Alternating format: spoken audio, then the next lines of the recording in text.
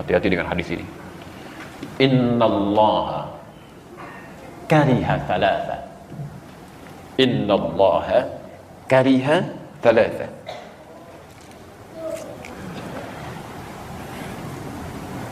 Saya tuliskan sebentar. Bismillah.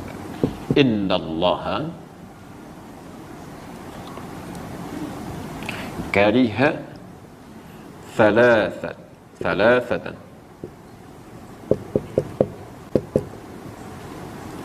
Kariha. Fokus sebentar. Ingat, setiap ada kalimat diawali dengan kata inna atau anna, maka hukumnya sifatnya tegas. Ada ketegasan di sini. Ya. Kalau dalam bahasa bebasnya saya katakan sungguh tegas disampaikan. Ya. Sungguh tegas disampaikan. Allah itu kariha, sangat benci, tidak menyukai. Biasanya kalimat hadis itu agak sedikit lembut. Innallaha la yuhibbu, tidak menyukai. Tapi di sini kalimatnya tidak menggunakan tidak menyukai. Langsung kalimat paradoksnya, lawan yang negatifnya, kariha. Antum senang mana dikatakan? Senang mana kedengarannya? Maaf ya untuk yang para ikhwan. Antum senang mana menerimanya? Disebut tidak tampan atau disebut jelek? Saya ulang, senang mana? Disebut tidak tampan atau disebut jelek? Masya Allah. Baik, alhamdulillah. Dua-duanya tidak menyenangkan ya. Tapi kalimat pertama kan lebih sopan. Masya Allah, antum tuh makhluk yang luar biasa. Cuman sayang, nggak tampan aja gitu. Masya Allah. Yang kedua, antum jelek amat sih. Si amat aja nggak jelek, misal gitu ya. Nah, itu kan nggak menyenangkan kalimat kedua ya. Ada nuansa yang tidak nyaman. Di sini, kalau kalimatnya menggunakan kalimat langsung, la yuhibbu, tidak menyukai. Tidak menyukai itu kan artinya benci. Tidak suka. Tapi kalimatnya tidak menggunakan kata la yuhibbu, tapi langsung menggunakan lawannya, kariha. Ini menunjukkan bahwa peristiwa yang akan disebutkan ini sangat tidak disukai oleh Allah. Ya. Jelas? Thalatha, ada 3. Awas jangan sampai antum terjebak satu di antara 3 ini. Ini berbahaya. Nomor satunya, qila wa qala. Qila wa qala. Ini kalimat ungkapan dalam bahasa Arab. Kalimat ungkapan. Qila wa qala itu, kalau sekarang dibuat peribahasa bahasa Indonesia, kabar burung yang tidak jelas. Katanya gitu. Ya. Nyaknya itu nggak tahu kemana. Ya. Ustaz, katanya kemarin nggak datang. Kata siapa? Ya katanya. Nyaknya siapa di situ? Itu nggak disukai. Karena menunjukkan pada sesuatu yang belum jelas. Ini langsung bertentangan dengan ayat Quran sekaligus. Quran surah 17 ayat 36. Ya, lihat kalimatnya. Wala taqfu ma laysa laka bihi 'ilmun. Innas sam'a wal basara wal fuada kullu ulaika kana 'anhu mas'ula. Perhatikan kalimatnya. Ini bahayanya, jangankan yang menyampaikan, ikut-ikut orang ini aja nggak boleh. Lihat kata Quran. Jangan pernah Anda ikuti sesuatu atau bahkan ajakan yang belum jelas kemana arahnya, bahkan sumbernya. Awas, hati-hati, jangan pernah diikuti. Walaupun dalam kalimat sederhana ya, misal, ikut yuk. Kemana? Pokoknya ikut aja deh, nanti lihat. Itu kalau adab Quran nggak boleh diikuti. Nggak boleh. Nggak usah pakai nggak boleh. Jangan diikuti. Ya. Kenapa? Karena antum belum bisa memastikan antum dibawa kemana. Bagaimana kalau diajak ke tempat bermaksiat? Ke tempat yang tidak disukai oleh Allah Subhanahu wa ta'ala. Ya. Ketika antum terjebak dalam kesalahan, menyalahi aturan Allah, berbuat fasik bahkan di situ, maka lihat kalimat ayatnya, innas sam'a wal basara wal fuada. Telinga kamu akan ditanya, mata kamu akan ditanya, bahkan pikiran kita akan ditanya. Kalau kalimat bebasnya, akal kamu dikemanakan sampai kamu nggak tanya dulu. Telinga kamu dikemanakan sampai nggak dengar dulu perkataan dia. Mata kamu dikemanakan sampai nggak lihat dulu informasinya. Jelas di sini? Baik, maka yang pertama, Allah sangat tidak menyukai, sangat membenci hal-hal yang tidak jelas sifatnya. Qila wa qala, kata si fulan, kata ini, kata itu, tapi tidak jelas dari mana sumbernya. Jelas di sini? Apalagi dibawa dalam nuansa agama, itu nggak boleh. Ya, nuansa syariat itu ditinggalkan. Ya. Oke, dua. Idha'atul mali. Boros, menyia-nyiakan harta. Idha'atul mali atau di sini idha'atul mali, ya. Menyia-nyiakan harta. Insyaallah. Orang ingin mendapatkan setengah roti, rebutan dengan 16 orang itu. Ya, di Aleppo pengen dapat susu sampai ya Allah jalan mungut-mungut di tempat sampah gitu kan. Bayinya sampai kurus kering untuk mencari-cari itu. Antum kok dibuang-buang? Ya kan? Nasi itu kan berapa banyak yang terbuang itu dimakan itu. Dari rotinya, dari minumannya, tidak sedikit diantara sebagian orang-orang meminum aqua gelas cuma setengahnya, sebagiannya kemudian disimpan dibuang. Sementara orang-orang Palestina untuk mendapatkan minuman yang benar-benar bersih saja, itu mesti berjuang membebaskan dulu sumber minuman dari racun yang sudah diracun itu. Itu tidak mudah. Ya, maka jangan disia-siakan. Termasuk idha'atul mali itu dari kata dhiya sifatnya. Bukan hanya menghilangkan esensinya, tapi menghilangkan nilai pahalanya. Awas, termasuk idha'atul mali itu menggunakan harta tidak pada tempat yang diridhoi oleh Allah Subhanahu wa taala. Misal, mohon maaf ya, tolong baca ini dengan baik ya. Baca ini dengan baik. Aturan Qurannya, setiap Allah tambahkan harta kepada kita, itu adalah peluang lain bagi kita untuk meningkatkan ibadah lewat harta itu. Karena mungkin peluang ibadah lewat sisi yang lain sudah kurang mampu kita tunaikan. Jelas ya? Ada orang sudah bisa puasa, bahkan Masya Allah, Seninnya sudah jalan. Tapi jangan dulu senang, karena yang lain sudah tambah dengan Kamisnya. Ada yang sudah puasa Senin Kamis, Alhamdulillah, jangan dulu bangga. Orang lain sudah Ayyamul Bid. Ada yang sudah Ayyamul Bid, jangan dulu merasa gembira. Orang lain sudah puasa Daud. Hari ini puasa, besok tidak. Karena semakin banyak yang dikurangi, barangkali, Masya Allah dengan tenaganya dia puasa. Antum tidak bisa menyaingi itu. Karena ada ketidakmampuan, Allah berikan sumber yang lain. Gak usah nekat. Emang dia aja yang bisa Daud, besok saya Sulaiman. Gak bisa. Cuman sampai Daud aja, selesai di situ. Antum Daud aja susah, apalagi mau mencari yang lain.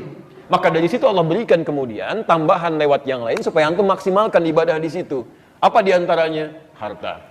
Karena itulah ketika Allah titipkan harta, turun kaidahnya. Antum baca betul, pahami titipan Allah yang maksimal pada diri antum itu apa. Quran surah misalnya ke 28 Al-Qasas ayat 77 itu. Ya, sampai dengan 79-nya. Jelas ketentuan harta itu. Wabtaghi fi ma ataqallahu daral akhirah wa la tansa nasibaka minad dunya. Perhatikan kaidahnya. Setiap kami tambahkan keluasan harta benda, kata Allah gunakan itu untuk mencari peluang terbaik mendapatkan tempat di akhirat. Dengan kata lain, gunakan untuk ibadah untuk mendapatkan kemuliaan akhirat. Karena mungkin kamu belum terbiasa bangun malam sambil berlama-lama, hafal Quran belum didapatkan. Masya Allah, puasa belum dijalani dengan konsisten yang sunnahnya. Nih, tambah dengan ini. Kalau orang baca, kamu belum mampu baca dengan maksimal, minimal sedekah dengan hartamu ini, belikan mushafnya, simpan di masjid. Satu hurufnya dibacakan, kamu dapat bagian 10 kebaikannya. Masya Allah, itu yang kita ambil. Bukan dijadikan bahan untuk kesombongan diri. Kalau cuma sombong, yang dulu sudah ada, namanya korun. Hartanya lebih banyak dibandingkan antum. Jangankan hartanya, kuncinya aja kalau dibawa-bawa, itu dibawa orang-orang di belakang ya. Kalau jalan kemana-mana Pak, maaf ya, saya sering ulang kisah ini. Korun itu informasi Quran di ayat 76 surah ke-28, surah ke-28 ayat 76.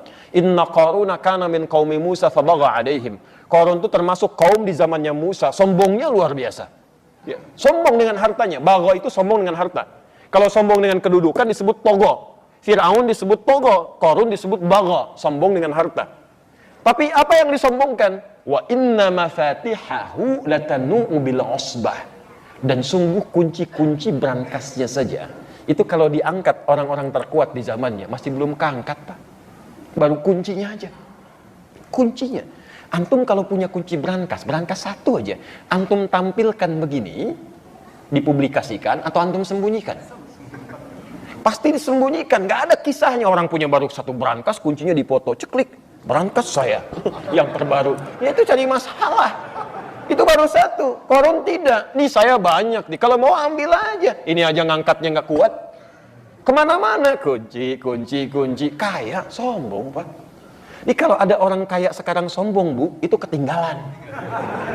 Dan keterlaluan karena dia tidak sekaya korun. Dan korun hancur juga gitu. Makanya turun ayat tadi. Itu saya tambahkan kata Allah. Bukan untuk disia-siakan. Ngapain sombong? Karena nggak akan dibawa pulang. Gunakan untuk peluang beramal. Ada baju baru, pakai dulu untuk beramal. Pakai untuk sholat dulu. Kan? Ada alas kaki baru, gunakan untuk ibadah. Sehingga ketika Allah ambil, maaf, kalau Allah titipkan kepada kita sandal. Hakikatnya sandal itu punya siapa? Sudah, kita cuma dititipin aja. Mumpung masih dititipkan, gunakan dengan baik sebelum itu diambil lagi. Saya ulangi, sandal punya siapa? kalau ada hilang, jangan marah. Tugas antum mencari, ikhtiar, bukan marah. Awas, bukan marah. Yang punya siapa? Ah, sudah. Kalau yang punya sudah mau ngambil, tinggal di mana kemudian dia dititipkan. Mungkin gantian. Ya, antum ikhtiar aja cari. Kalau sudah tidak didapatkan, mungkin Allah mengganti, dititipkan kepada yang lain. Tapi hati-hati kalau ngambilnya dengan cara yang tidak salah, ada sesuatu yang mungkin yang haram yang akan diambil dari antum. Karena rezeki pencuri itu rezeki yang haram. Ya. Tapi poinnya adalah bukan itu. Poinnya, mumpung masih dititipkan, gunakan pada yang baik. Kalau sudah nggak ada, antum nggak punya peluang lagi. Itu yang dimaksimalkan. Ya, kendaraan segalanya, sehingga hisabnya gampang. Pakai baju pertama kali, gunakan untuk sholat.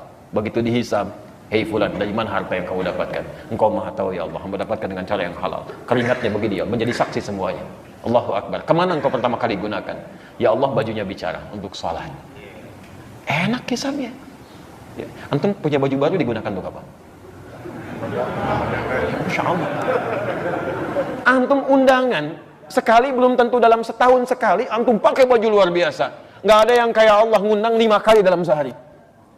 La haula wala quwata illa billah. Begitu ditanya, dari mana kamu dapatkan harta yang paling halal ya Allah? Engkau menjadi saksi dalam semua perjuangan hamba. Kemana kami gunakan? Undangan ya Allah. Oh, jawab apa? Ya. Ini idha'atul mal. Ya, tolong dicek ya. Yang harus malu adalah, ada orang Pak, maaf ya, sepeda aja nggak ketitipin, tapi kakinya digunakan untuk melangkah ke masjid. Jaraknya luar biasa. Ada yang 500 meter, ada yang sampai 2-3 kilo, masih jalan ke masjid.